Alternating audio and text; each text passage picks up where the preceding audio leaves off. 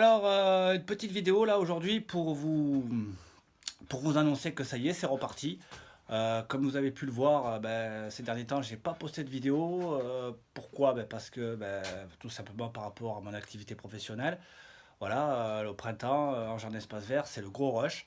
Donc, il a bien fallu que je laisse un peu la mob de côté. Mais c'est toujours, je vous rassure, pour mieux reprendre de l'autre. Donc voilà, plein de nouvelles parce que j'ai quand même fait des choses. Voilà, même si j'ai pas posté de vidéo, j'ai pas mal de petits trucs à vous montrer. Et, eh bien, on va voir ça de suite, hein, ensemble. Voilà. Alors, pour commencer, alors lui, je vous dis, j'ai rien fait du tout. Voilà. Voilà, je vais continuer. D'ailleurs, là, je vais acheter toutes les fournitures parce qu'on va le peindre nous, hein, avec Didier. Celui-là, on va le faire proprement, mais on va le faire nous, quoi. Donc là, il me reste encore à tomber quelques éléments, hein, la fourche, tête de fourche, brossillon, garde-boue. Après, voilà, comme j'avais expliqué, ponçage sommaire, hein, parce que c'est une peinture d'origine. Hein. Je vais phosphoriser là les zones de rouille, hein, comme on avait dit, et le repeindre. Bon, le moteur, il est quasiment bon. Hein. Je l'avais tout nettoyé. Il me manque quelques joints à changer là que je vais commander. Là, incessamment sous peu, je pense, en même temps que je vais acheter la bombe, tout ça fait les bombes de peinture, hein, après et vernis pour lui. Après, qu'est-ce qu'on a? On a lui, voilà. Lui, toujours pareil, j'ai pas vraiment avancé. Je m'interroge toujours sur l'histoire du renfort, là, de là à là, de mettre une tige carrée pleine, là, une petite tige, peut-être, enfin, je vais voir.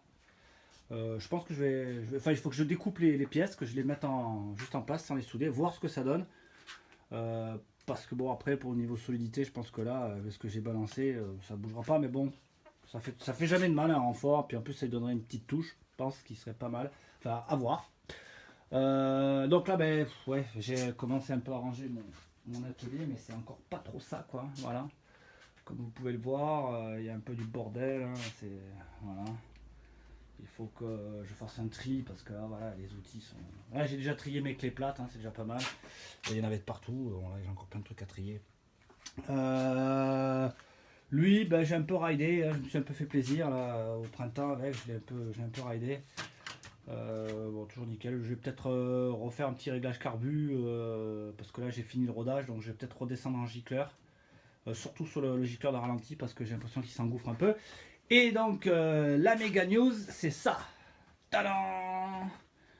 Le 102 Peugeot de 1980 de JD, mon pote.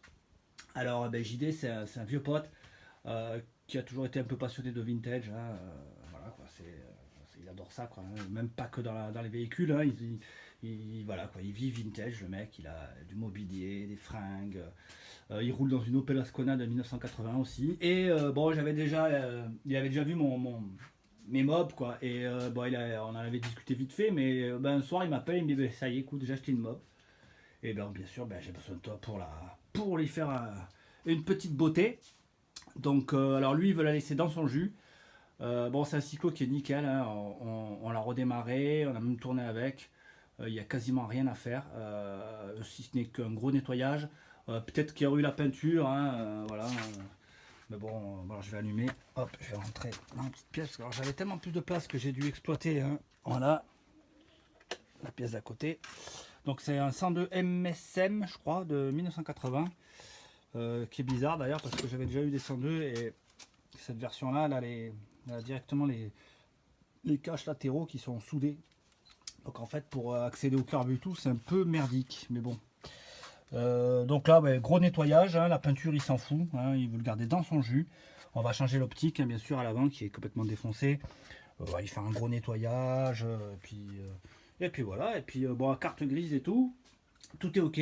Alors on a acheté un collectionneur sur la Cro en fait. Le gars il a 60 mobs, un passionné d'AV88, enfin de motobécane en général, et donc du coup il vend un peu tout ce qui n'a pas de rapport avec motobécane. Super sympa, on a vraiment sympathisé. D'ailleurs, je pense que il a un club, je pense le rejoindre.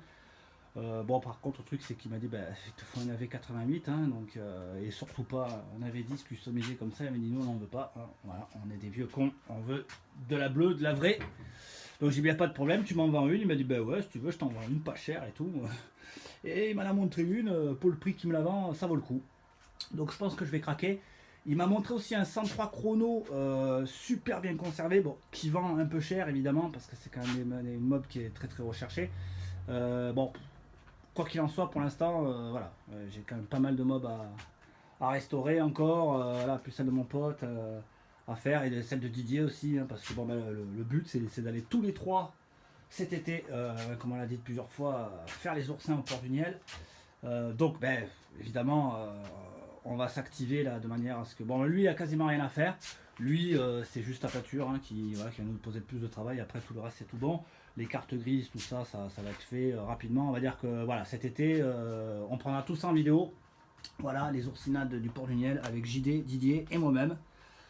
Voilà, voilà. Après, quoi dire? Ah oui, alors ça, je chopé en fait le certificat de conformité pour mon AV10 custom. Voilà, il est là, super. Voilà, bon. Le problème, c'est que, bah, en fait, on m'a pas demandé grand-chose. Hein. On m'a juste demandé, grosso modo, un chèque de 70 euros. Quoi. On m'a même pas demandé de présenter la machine pour voir vraiment si elle était conforme. Et ça, je trouve ça un peu abusé. Mais cas, ça craint, quoi.